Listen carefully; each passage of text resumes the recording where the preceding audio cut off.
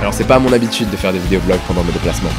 Mais là ça faisait 1 an que j'avais pas voyagé afin de travailler sur un nouveau projet. Donc ce voyage, il est bien mérité. Et comme ici sur YouTube je te partage ce qui me fait vraiment plaisir, je me suis dit que ce serait sympa de t'emmener avec moi ici à Tokyo.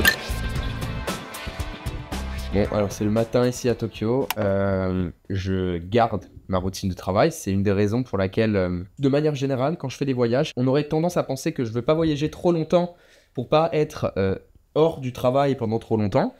Mais en fait c'est l'inverse, j'ai envie de rester assez longtemps pour pas être dans un rush à avoir un séjour qui est court et donc à vouloir visiter plein de trucs tous les jours parce que j'ai pas le temps. Non, au contraire je préfère avoir le temps, comme ça je sais que le matin je peux travailler, je peux faire mes trucs, et puis même il y a assez de jours pour que même si je veux un des jours rester à la maison, faire mes trucs, etc., je puisse le faire. Donc là, on est le matin, je travaille.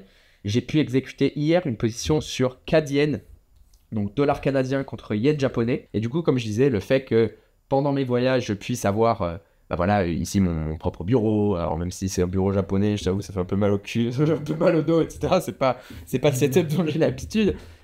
Mais au moins, on va dire, je garde ma routine et ça me change pas grand chose, quoi. Alors que je sais que si je le faisais de manière différente, je rappelle, mais le trading, si tu trades pas, tu fais pas de sous, d'accord? Oui, j'ai mon portfolio global avec les investissements long terme, etc. Qui d'ailleurs print bien depuis le mois dernier, depuis le rebond qu'on a vu sur S&P, rebond qu'on a vu sur le Nasdaq, etc. On voit aussi le Bitcoin arriver là sur les 94 000 $, donc très bien. Mais comme je dis, je veux pouvoir garder cette routine. Pour moi, c'est quelque chose qui est extrêmement important. On va dire, je pense, un des plus gros facteurs de ma réussite, on va dire réussite financière, ça a été le fait d'être régulier dans ce que je fais. Je suis pas le plus rapide, je suis pas le plus, on va dire le plus bosseur dans le sens où je fais du 3h du matin jusqu'à minuit, trucs comme ça. Ça, cette période, je l'ai eu, d'accord? Je l'ai eu quand j'étais plus jeune. Mais aujourd'hui, c'est juste le fait d'avoir un rythme suffisamment conséquent pour qu'il y ait un réel impact, mais pas trop pour pas rentrer en burn-out. Tout ça pour dire que je suis short sell sur CAD yen et que pour le moment ça se passe très bien. Je suis un tout petit peu moins de 1 R et oui, j'espère que ça devrait payer les vacances largement. At the starting of the week, at Summit Talks, you'll hear them speak. It's only Monday. Negotiations breaking down.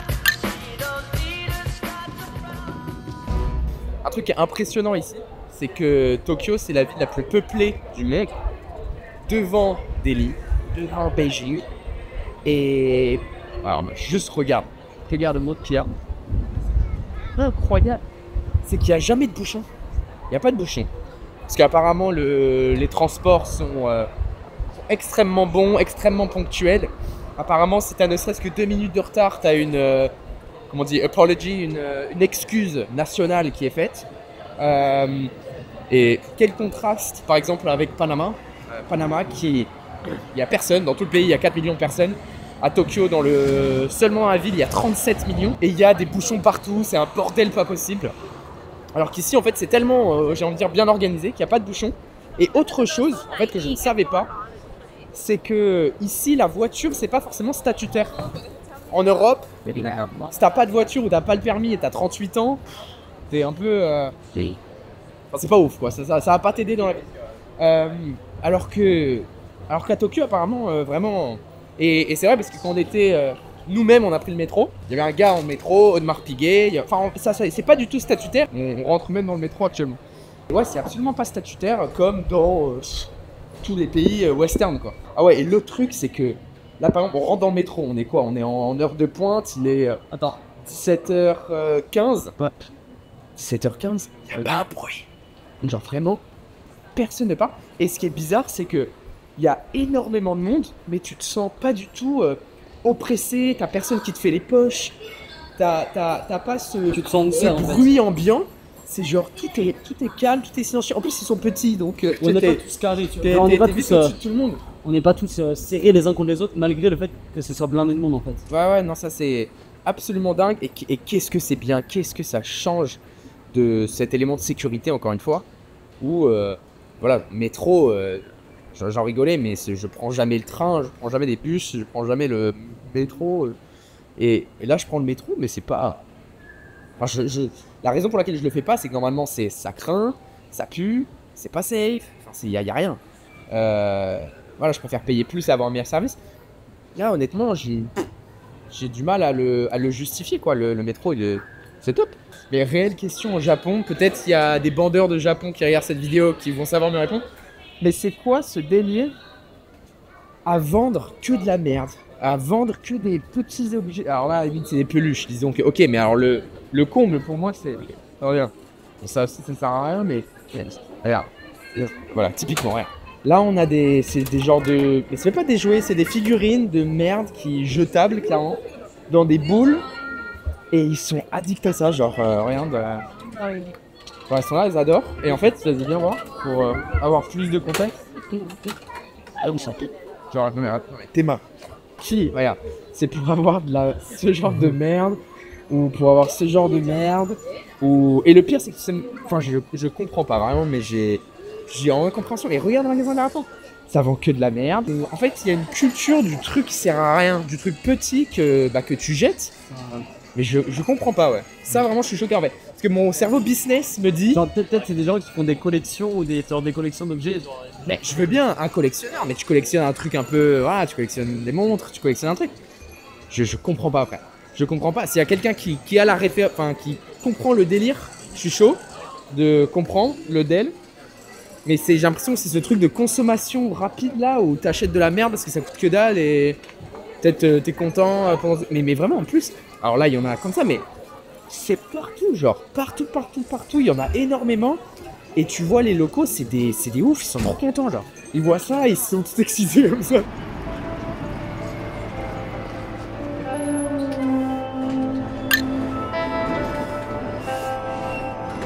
Mec, devine ce qu'on fait ce soir. Enfin, de plus de... Ouais, mais devine.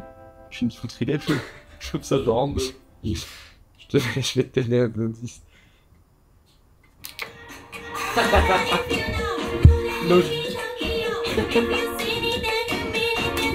Ouais, non, ce soir, ce soir il y a un rasso de voitures dans un parking à Dakenkenbara, enfin un truc, un mot japonais, j'ai pas le terme. Merci à Romain de Roro Vevo de InvestX qui m'a passé le plug, l'idée. Parce que c'est vrai que quand je pense Japon, je pense temple, sushi, wagyu, geisha. C'est une grossesse. Et et puis voiture tuning avec les LED là-dessous. D'ailleurs, je suis curieux de ça. Bon, alors j'ai peut-être un peu ma réponse, mais à savoir c'est quoi la différence entre un tuning français et un tuning japonais. Tu vois ce que je veux dire ? Parce que le tuning japonais, il y a un petit style. Un peu de classe. Ouais. Alors, à part le film Fast and Furious. Non, enfin, je pense que la hype elle vient juste du film. Je pense, hein, je pense. C'est genre, bienvenue chez HT, on aurait mis des mecs qui driftent. Genre, ça aurait été stylé le. Je sais pas, attends, rien. Il y a quand même une vibe, j'ai l'impression ici. Bah, je sais pas. Mais bref, justement, on va aller découvrir ça si le tune. Parce que, de manière générale, je suis pas très tuning, mais bon, on va aller faire des tours de rond-point avec des voitures tuning ce soir. Rasso tuning, mais tuning japonais, JDM Cars. J'espère Nissan GTR, Skyline, j'espère on va avoir une Aventador. Puis faire des tours dans la ville avec toute la Skyline et tout, ça peut être vraiment énervé. Dans Tokyo. Parce que ça aurait été dans Paris, ça aurait été un peu moins fun, mais là dans Tokyo, ça peut être vraiment plus stylé quoi. On a le droit de drifter dans Tokyo. Il y a pas vraiment bonnet. Je sais pas, mais bon, bref. Sur ce, on va essayer de vous faire des plans, de filmer ça et de faire une reproduction de Fast and Furious. Non, je rigole, trop de respect. Alors pour le rasso de ce soir, on a une Skyline, Nissan Skyline R34. Et pour le délire encore plus Tokyo Drift, voiture orange. Puis l'ambiance elle est incroyable dans le sens où on est vraiment au milieu du périph'. T'as 1, 2, 3, 4, je sais pas combien de ponts qui sont au-dessus de nous. Ça fait... Ah putain, regarde, il y a une vieille petite mini anglaise. Alors rien à voir avec le délire japonais, mais j'adore. J'adore, tu vois. Ce qui est marrant, tu vois, c'est que tout au Japon a l'air méga strict. Et en fait, on me disait que tout ce qui était de route, il y a très peu de radars. Et les peu de radars qu'il y a, c'est que des radars fixes, il n'y a pas de radars mobiles. Donc en fait, d'où je pense la culture de la voiture où tu peux faire un peu bordel. Et clairement, tu peux faire bordel. Alors je pense qu'il y a une limite. Mais ouais, surpris de voir ça. Alors, après, Panama, c'est pas comparable, Panama, voilà, mais c'est vrai que Dubaï, par exemple, il y a énormément de radars. France, vraiment pas. Donc, non, curieux. Why do I trip and stumble? And blue eyes condemn and crumbles. I can't believe that I'm here again. My life